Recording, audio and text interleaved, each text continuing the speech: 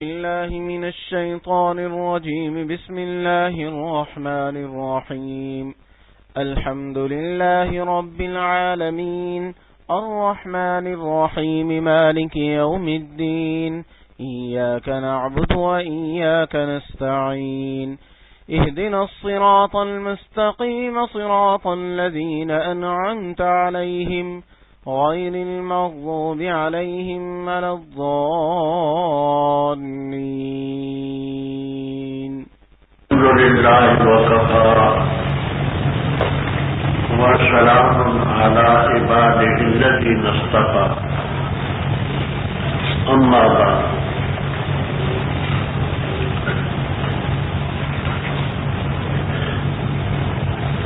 چند ضروری باتیں عرض کرتا ہوں، غور سے ان کو سنیں اور سمجھنے کی کوشش کریں۔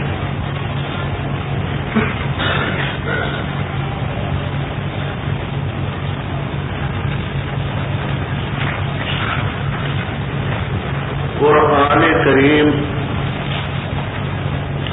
اللہ تعالی کی آسمانی کتابوں میں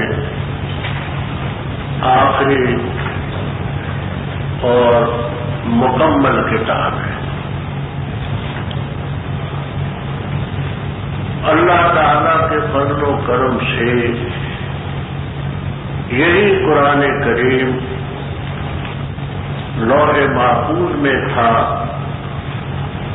یہی قرآن کریم حضرت صلی اللہ تعالی علیہ وسلم کی زبان سے جاری ہوا، اور یہ قرآن کریم ہمارے پاس میں موجود ہے۔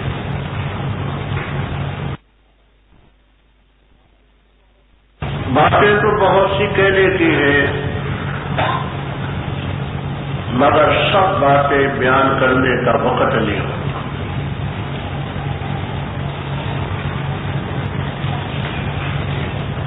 چند ضروری باتیں نوٹ کرتے ہیں۔ پہلی بات، لفظ قرآن یہ مصدر ہے، بروزن فرقان و غفران و سبحان۔ علماء عربیت کا اس میں اختلاف ہے کہ اس کا مجرد مادہ کیا ہے۔ بات فرماتے ہیں اس کا مجرد مادہ ہے قرانا یقرن ہے۔ قرانا یقرن کے معنی جوڑنا، ملانا۔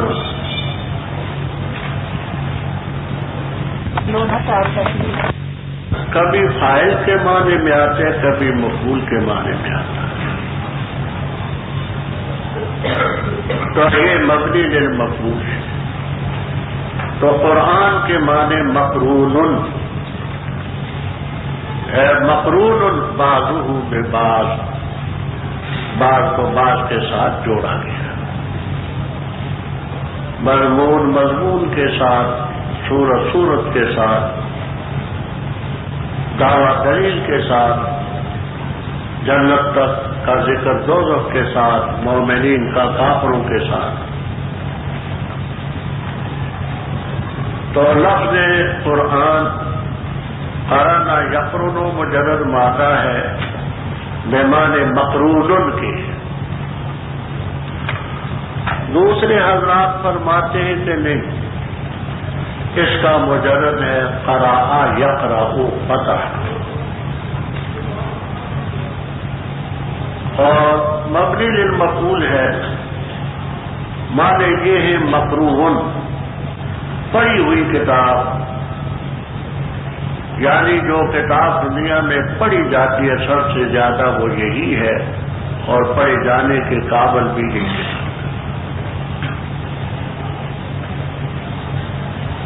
لفظ قرآن کا اب اس قرآن کریم کے متعلق کچھ آداب ہیں، ان کو محفوظ رکھنا ہے۔ پہلا ادب تو یہ ہے، اللہ تبارک و تعالیٰ کا ارشاد ہے وَإِذَا قَرَأْتَ الْقُرْآنَ فَاسْتَعِذْ بِاللَّهِ مِنَ الشَّيْطَانِ الرَّجِيمِ۔ اِذَا قَرَأْتَ اے اِذَا أَرَدْتَ أَن تَقْرَأَ، کشاف، بیضاوی، ابو سعود وغیرہ۔ جب تم ارادہ کرو قرآن کریم کے پڑھنے کا تو اعوذ باللہ من الشیطان الرجیم پڑھا کرو، اس لیے کہ کوئی بھی نیک کام ہو شیطان اس میں رکاوٹ ڈالتا ہے، کیونکہ ہمیں نظر نہیں آتا، اس لیے اللہ تعالیٰ کی مدد سے پناہ لیتے کہ اعوذ باللہ من الشیطان الرجیم، میں پناہ لیتا ہوں اللہ تعالیٰ کی مدد لے کر شیطان سے جو مردود ہے۔ تو قرآن کریم کے پڑھنے کے آداب میں اعوذ باللہ من الشیطان الرجیم پڑھنا۔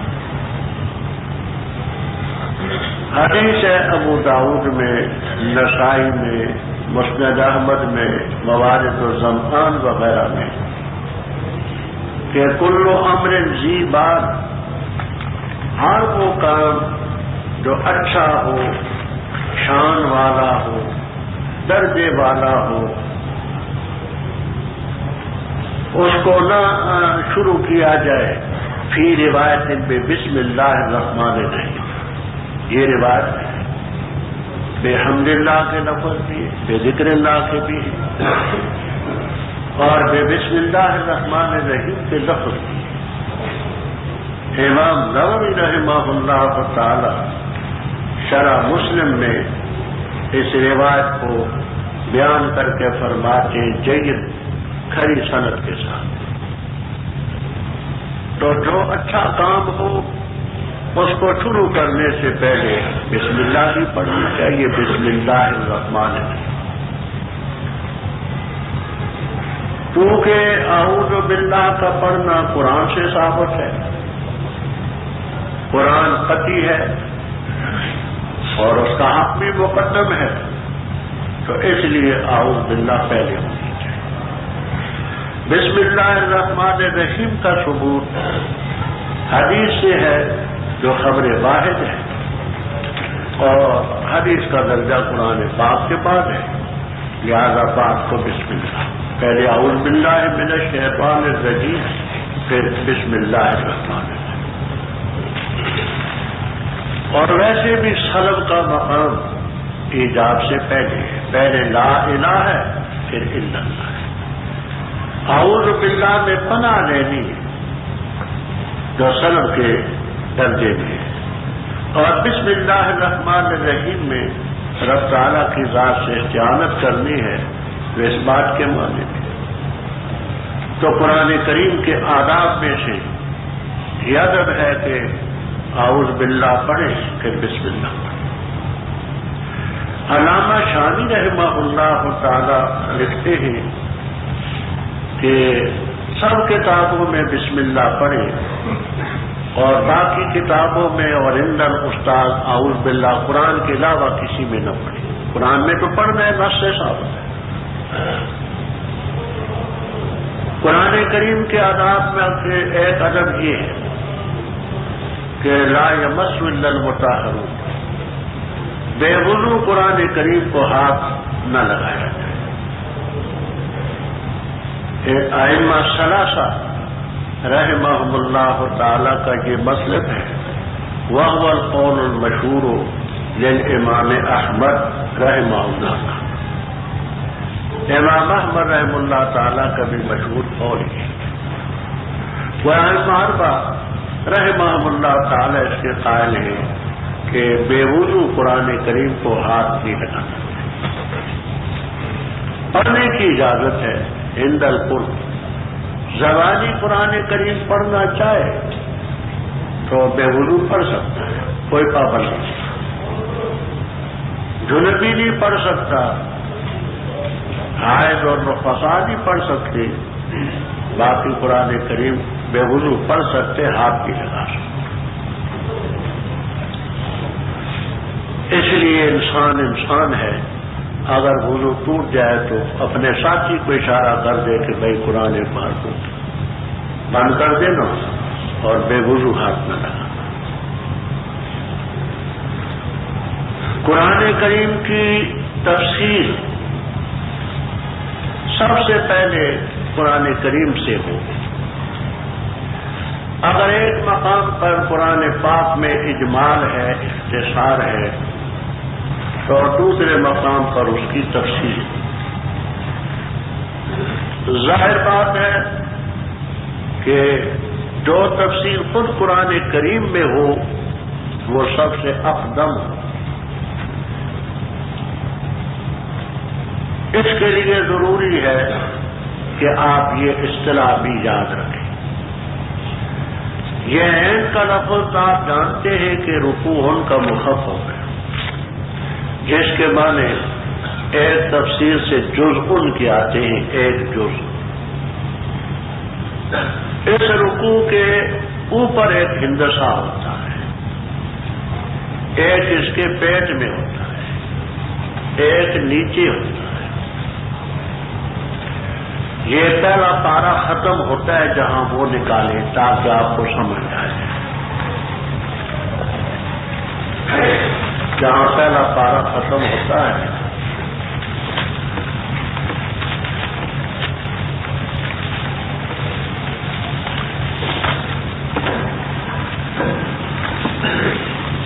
یہ آخر میں عین ہے۔ اس کے اوپر کون سا ہندسہ ہے؟ 16۔ اور اس کے پیٹ میں کتنا ہندسہ ہے؟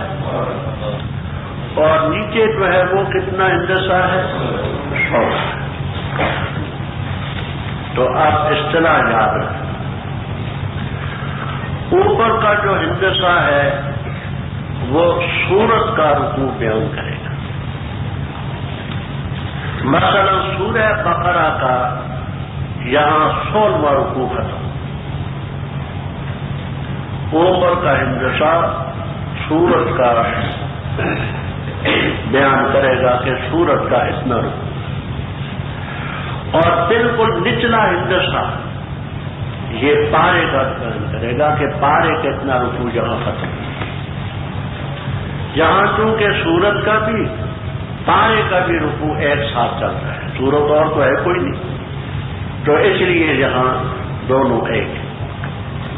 تو کیا اصطلاح میں نے عرض کی؟ اوپر والا ہندسہ سورت کا رکوع بیان کرے اور نچلا ہندسہ پارے۔ جب آپ سے یہ کہا جائے کہ فلاں سورت کا اتنا رکوع نکالے تو آپ نے اوپر کا ہندسہ دیکھنا ہے، اور جب یہ کہا جائے کہ فلاں سورت فلاں پارے کا اتنا رکوع نکالے تو آپ کو نچلا ہندسہ دیکھنا۔ اور اس کے پیٹ میں جو ہے یہ 12 لکھا ہے، یہ بتاتا ہے کہ یہ رکوع جو شروع ہوا تھا وَمَن يَرْغَبُ عَن مِلَّةِ إِبْرَاهِيمَ، یہاں سے یہاں تک اس کی 12 آیتیں۔ یہ پیٹ والا ہندسہ رکوع کی آیتیں بیان کرتا ہے۔ یہ اس لیے بیان کرتا ہوں کہ آگے جب قرآن سے تفسیر آئے گی تو آپ سے کہا جائے گا کہ فلاں سورت کا اتنا رکوع نکالے، یا یہ کہا جائے گا کہ فلاں پارے کا اتنا رکوع نکالے، تو اوپر کا ہندسہ اور سورت کا تعین کرے گا، نچلا ہندسہ پارے گا۔ تو قرآن پاک کی تفسیر سب سے پہلے قرآن پاک سے۔ دوسرے نمبر پر قرآن کریم کی تفسیر حدیث شریف سے، کیونکہ جس ذات گرامی پر قرآن کریم نازل ہوا ان سے زیادہ خدا کی دنیا میں کوئی ذہین بھی نہ تھا، اور ان سے زیادہ قرآن کو سمجھنے والا بھی کوئی نہیں۔ اور ان حدیثوں کے اپنے اپنے مقامات پر حوالے آتے رہیں گے کہ یہ حدیث فلاں کتاب میں ہے، یہ فلاں کتاب میں ہے۔ تو قرآن پاک کی تفسیر دوسرے نمبر پر حدیث شریف سے ہو۔ تیسرے نمبر پر قرآن کریم کی تفسیر صحابہ کرام رضی اللہ تعالیٰ عنہ سے، کیونکہ انہوں نے حضرت صلی اللہ تعالی علیہ وسلم سے براہ راست قرآن پاک اخذ کیا۔ جو سمجھ ان کی تھی، گہرائی ان میں تھی، وہ بعد کے لوگوں میں نہیں ہو سکتی۔ پھر خصوصیت سے دو صحابی اس فن میں بہت پیش تھے۔ پہلے ہیں عبداللہ ابن مسعود رضی اللہ تعالی۔ تمام صحابہ کرام رضی اللہ تعالیٰ عنہ میں فن تفسیر میں ان کا مقام پہلا ہے۔ امام نووی رحمہ اللہ تعالی تہذیب الاسماء واللغات میں اور شرح مسلم میں تصریح فرماتے ہیں کہ اگرچہ عشرہ مبشرہ کا درجہ ان سے زیادہ ہے، لیکن فن تفسیر میں ان کا مقام ان سے بھی زیادہ ہے۔ یہ جزوی فضیلت فن تفسیر۔ بخاری شریف میں روایت ہے حضرت شقیق سے ابو وائل رحمہ اللہ تعالی سے کہ میں نے صحابہ کرام رضی اللہ تعالیٰ عنہ میں ان کی موجودگی میں ابن مسعود رضی اللہ تعالیٰ عنہ سے سنا کہ خدا کی قسم تم سبھی جانتے ہو کہ میں تم سب میں زیادہ قرآن کو جاننے والا ہوں، اور ان کے اس قول کو کسی نے رد نہیں کیا۔ یہ بخاری کے 2 صفحہ غالباً 748۔ اسی طرح اسی صفحے میں ایک اور روایت ہے۔ ابن مسعود رضی اللہ تعالیٰ عنہ فرماتے ہیں کہ اس رب کی قسم جس کے قبضے میں میری جان ہے، یہ سب جانتے ہیں کہ میں علم قرآن پاک کو زیادہ جاننے والا ہوں۔ قرآن پاک کی کوئی صورت نہیں اور کوئی آیت نہیں جس کے بارے میں مجھے یہ معلوم نہ ہو اَيْنَ نَزَلَتْ وَفِي مَنْ نَزَلَتْ، کہ کہاں اتری اور کن کے بارے میں اتری۔ یہ روایت بھی بخاری بھی موجود ہے۔ حضرت ابن مسعود رضی اللہ تعالیٰ عنہ کا مقام اس لحاظ سے اونچا ہے۔ اور بخاری میں روایت ہے حضرت صلی اللہ علیہ وسلم نے فرمایا کہ قرآن کریم پڑھو تم 4 آدمیوں سے۔ فبدا ابن مسعود، پہلے نام پر حضرت ابن مسعود رضی اللہ تعالیٰ عنہ کا ذکر فرمایا۔ تو تمام صحابہ کرام رضی اللہ تعالیٰ عنہ میں عبداللہ ابن مسعود رضی اللہ تعالیٰ عنہ کا مقام قرآن پاک کے تفسیر میں سب سے اونچا ہے۔ نہ صرف یہ کہ قرآن پاک میں بلکہ فقیہ الامت، امت میں سب سے بڑے فقیہ، ان کے بعد نمبر آتا ہے عبداللہ ابن عباس رضی اللہ تعالیٰ عنہ۔ یہ اگرچہ بچے سے، بخاری میں روایت ہے کہ حضرت صلی اللہ تعالی علیہ وسلم جب دنیا سے رخصت ہوئے تو فرماتے انا ابن 10 سنین، میری عمر 10 سال تھی۔ 10 سال کا بچہ کیا ہوگا؟ جنین کے لیے آپ کی خصوصی دعائیں۔ یہ سب روایتیں بخاری میں مختلف ابواب میں مذکور ہیں۔ ایک موقع پر حضرت صلی اللہ تعالی علیہ وسلم قضاء حاجت کے لیے تشریف لے گئے. واپس آئے تو ایک کوزہ اور لوٹا پانی کا بھرا ہوا رکھا تھا. فرمایا من بتا یہ لوٹا کس نے رکھا ہے؟ تو عبداللہ ابن عباس رضی اللہ تعالیٰ عنہ نے فرمایا حضرت میں نے رکھا ہے کہ آپ طہارت کریں گے. آپ کے دل میں خیال پیدا ہوا کہ دیکھو بچہ ہے، اس کو کیسے خیال پیدا ہوا کہ پانی کی قلت ہے، پانی مہیا کرو، پھر ایسے مقام پر رکھو جو باپردہ ہے. اس موقع پر آپ نے فرمایا اللہم علمہ التعویل وفقہہ فی الدین، پروردگار اس کو تفسیر کی مہارت عطا فرما، دین کا فقیہ بنا. اور ایک روایت میں علمہ الکتاب وعلمہ الحکمۃ، پروردگار اس کو کتاب کی قرآن پاک کی تعلیم عطا فرما، اور حکمت سے مراد ہے سنت جیسے باوالا ہے. دعا کی برکت سے ابن مسعود کے بعد رضی اللہ تعالیٰ عنہ کے بعد ابن عباس رضی اللہ تعالیٰ عنہ کا مقام حبر الامہ، ترجمان القرآن. اس کے علاوہ بقیہ صحابہ کرام رضی اللہ تعالیٰ عنہ کی تفسیریں اپنے اپنے مقام پر آتی رہیں گی کہ یہ فلاں صحابی کی تفسیر ہے، فلاں کتاب میں ہے، فلاں میں ہے. چوتھے نمبر پر تابعین کی تفسیریں جنہوں نے حضرات صحابہ کرام رضی اللہ تعالیٰ عنہ سے علوم حاصل کی. ان میں حضرت حسن بصری، ابن سیرین، ضحاک ابن مزاحم اور حضرات اپنے اپنے مقام پر ان کے نام آتے رہیں گے رحمہم اللہ. پانچویں نمبر پر پھر تبع تابعین، یہ خیر القرون کا دور ہے، صحابہ کرام پھر تابعین پھر تبع تابعین. اس کے بعد پھر جو تفسیر آئے گی تو اس میں متقدمین کے حوالے آپ سنیں گے کہ یہ ابن جریر طبری میں ہے، یہ اندلسی میں ہے، یہ فلاں میں ہے. تو ان حضرات کی دینی طور پر بڑی خدمات.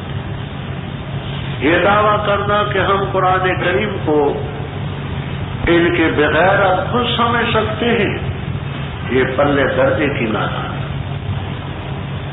لوگ ان حضرات نے بڑی خدمات کی. تو یہ تفسیر کے متعلق میں نے بات عرض کی کہ اس ترتیب سے تفسیر. اس میں اختلاف ہے کہ قرآن پاک میں کوئی ربط بھی ہے یا نہیں. مفسرین کرام رحمہم اللہ تعالی کا ایک طبقہ کہتا ہے کہ قرآن کریم میں کوئی ربط نہیں، یہ شرعی حکم ہے. بادشاہ وزیر داخلہ کو حکم دے گا تم یہ کرو، وزیر خارجہ کو حکم دے گا تم یہ کرو، وزیر مالیات کو حکم دے گا تم یہ کرو، اپنے مطبخ خانے کے انچارج کو حکم دے گا تم یہ کرو، دوسرے دھوبی کو کہے گا تم کپڑے دو. سمجھانے کے لیے ہے بات. تو بادشاہ ان لوگوں کے حالات کے مناسب ان کو حکم دے. اب ان میں کسی ربط کی ضرورت نہیں کہ وزیر خارجہ کو پہلے کیوں کہا، وزیر داخلہ کو کیوں کہا، یہ باورچی کو کیوں کہا، یہ اس کو کیوں کہا. شرعی حکم ہے. کہیں ہوگا تو نماز قائم کرو، کہیں ہوگا جہاد کرو، کہیں ہوگا والدین کی اطاعت کرو. شرعی. دوسرا طبقہ کہتا ہے کہ بے شک شرعی حکم ہے لیکن اس کے ساتھ ربط بھی ہے. اور میں سمجھتا ہوں قرآن کریم کے تمام علوم میں ربط سب سے زیادہ مشکل ہے.